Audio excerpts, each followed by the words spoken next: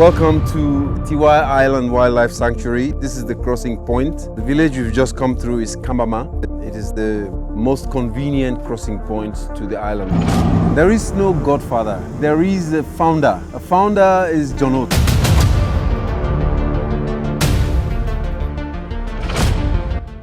My name is Fuad Sharif. I saw a lot of documentaries of what this gentleman have done, Mr. Tommy Garnett, of his work in Tiwai, and I felt I couldn't wait to come to Tiwai after the labeling of the UNESCO Heritage Site. This is now one of the medicine tree. This tree we call it Opaca guineaensis.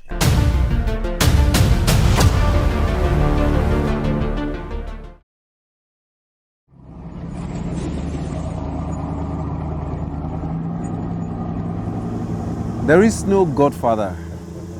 There is a founder. A founder is John Oates. He's the one that he's the reason we're all here. Okay. Because he came, like I wrote to you, Yes. he came here to look for monkeys. And then Tiwai became a very,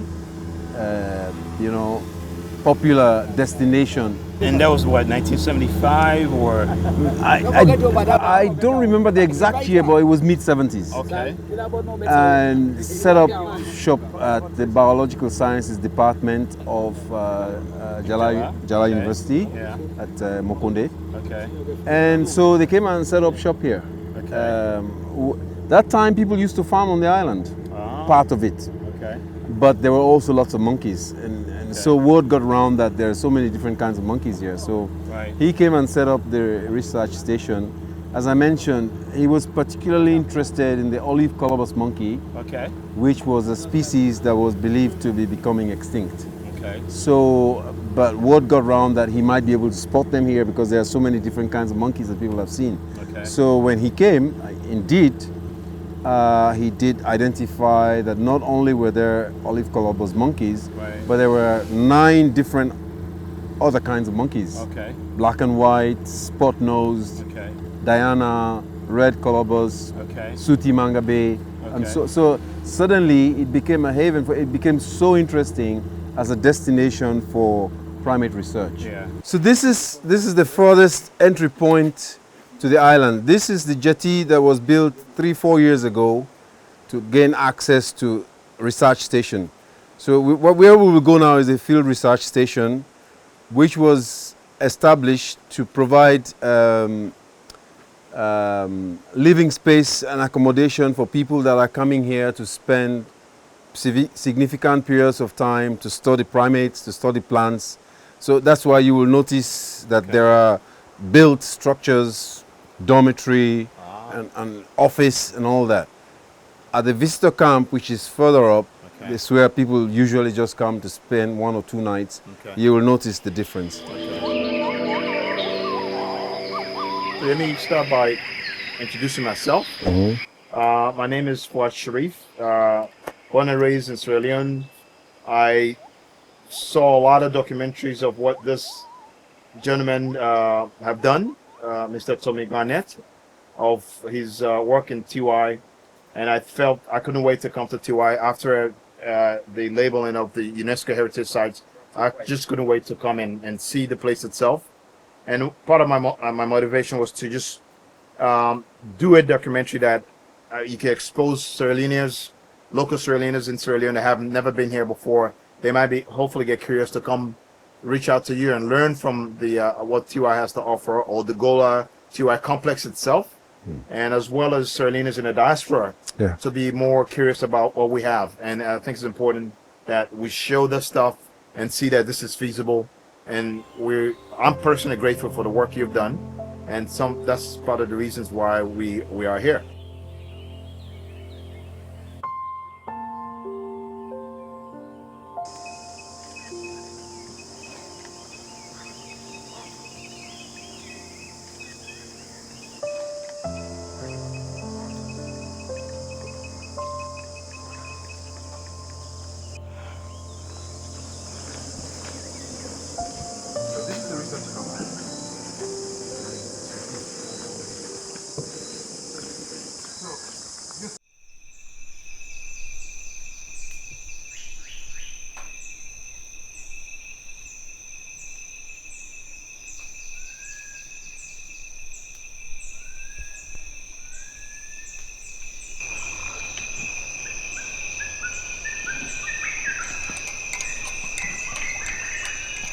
My name is Fuad Sharif.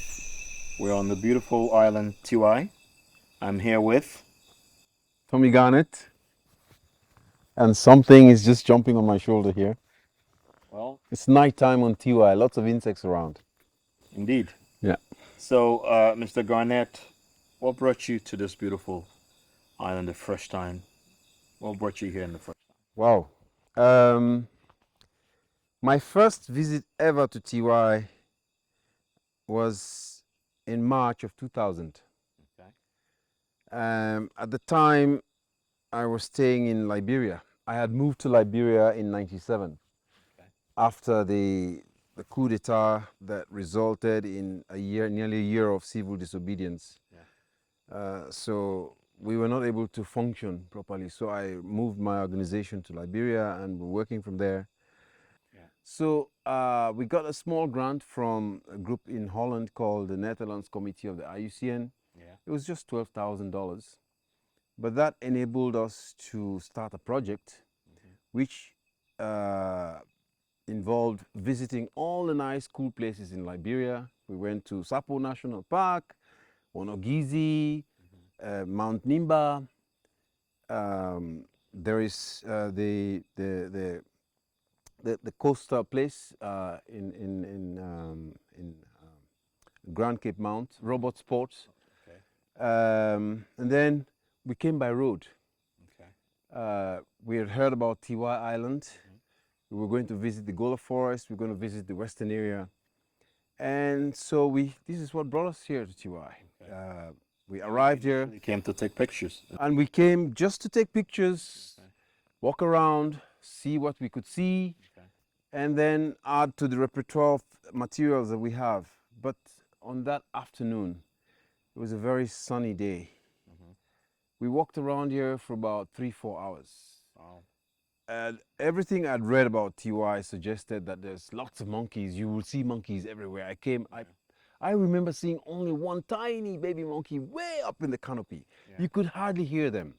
I am quite surprised from when you first came, what you saw compared to what we see now behind us, and there's a research center we went to earlier, and some of the bungalows where visitors could spend the night.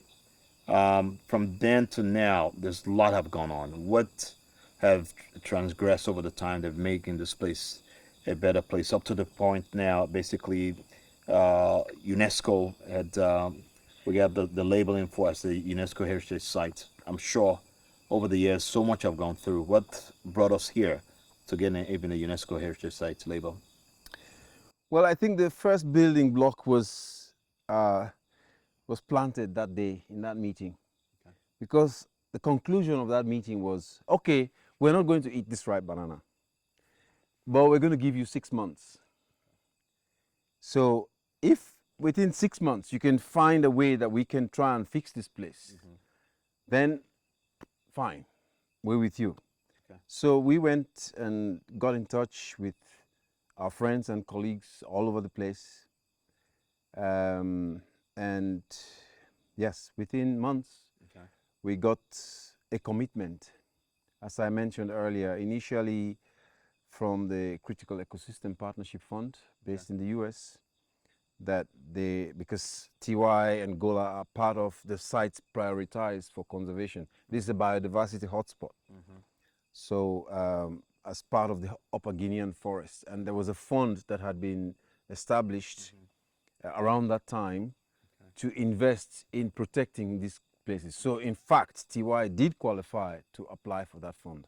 We were not the first to actually come and do stuff, tourism or whatever on Tiwai. Before the war, this place was functioning as a research station and as a tourism destination. Maybe at the time there were not so many people coming, but nevertheless, before the war, those Professor Oates and others, Jala University Department of Wildlife, they had managed to get this place a protected area, like a wildlife sanctuary, or they call it a game sanctuary. For those who are interested, they would like to know, okay, where's Tiwai? How long does it take from Freetown? Or what's the proximity? How's the road work like? And what can you share to let people giving them some insight what to expect driving from Freetown or for anywhere else. Obviously, if you're flying out of the country, flying to Lunge and to Freetown, and if you want to come to Tiwai. Okay, so let's start from Freetown. If you're coming to Tiwai from Freetown and you have your own car, it's a 4 to 5 hour drive, maximum 6 hours. Okay. The road is nice all the way until Potoru. When you take the road going towards the Liberian border, Okay. and you get to a town called Potoru, and then from that point the road becomes bush road, Okay.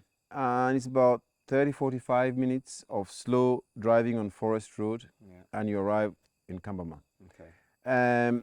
Crossing to the island, we have boats. Okay. It's a 5-minute crossing, 10-minute crossing. Okay. Yes. Very good. Very good.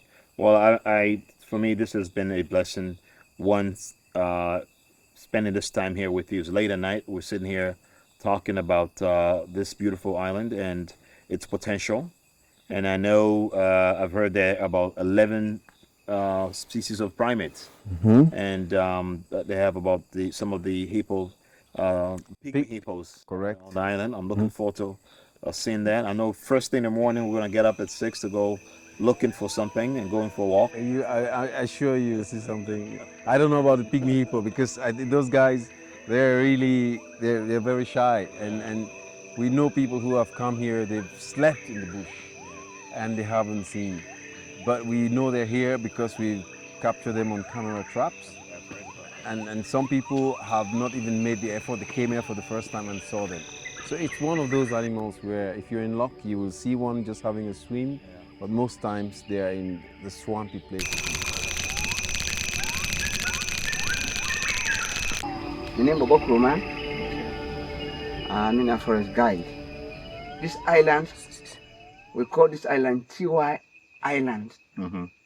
Tiwai is called in my Mede language. T is an island. Y is big. So they call it together Tiwai Island. It means big island. Big island, okay. Really? So the river come by north of the island. Where the island beginning, the river share two parts. Island is about 12 square kilometers. This island have about 11 different type of primate on the island. They are nocturnal. What that means, you can't see them at the day, only at night. Three of those Primates, okay. Yes. This now one of the medicine tree. This tree we call it Opaca guineasis. And many name we call it Kodi. Koji. Yes, Kodi. Okay. This have medicinal value. Like when woman is getting pregnant, the woman can shorten with blood. You know, we get no blood. Sometimes.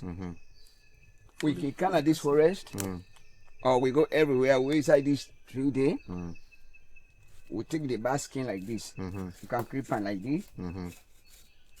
Then if we get back, well, yeah, they cut on like this. So now this thing, we can take on a village. We put like 15 or 20 cup of water on it. They will boil it like 15 minutes. From there, every morning you can take 1 cup. Every evening you take 1 cup. So if you shot him with blood? If you shot it with blood, your blood will be come back within 2 weeks time. This other tree we call it Landofia. Landofia is a useful tree on the island. But the only problem Landofia is very lazy. You see, it don't at the ground. First of all, it lead on the ground, then you hold another tree go up. This Landofia, it can provide a fruit. That fruit is very useful. But the only thing, the fruit can last only 1 month. The fruit is a medicine, good medicine. This fruit, when you eat them, if you get worms on your stomach, all the worms it is killed by the fruit. Again, if you get malaria, everything it will look good. This have a sharp water inside. We can apply method with this water where it is inside this tree. We then recharge people with the kikan with bird nest. Where we can put her inside the forest for let we catch bird, let them store there. Sometimes we not get bird from the nest. We can take this water, we carry and go to the village. From there we put little lime panna. So you trap the bird? Yes. By you're creating like a natural glue? Yes. We land the fashion panna? Yes. I see. Sometimes they can measure the beak, the tail, the wingspan. The wingspan, yeah. Everything. After you do them, then you left hand.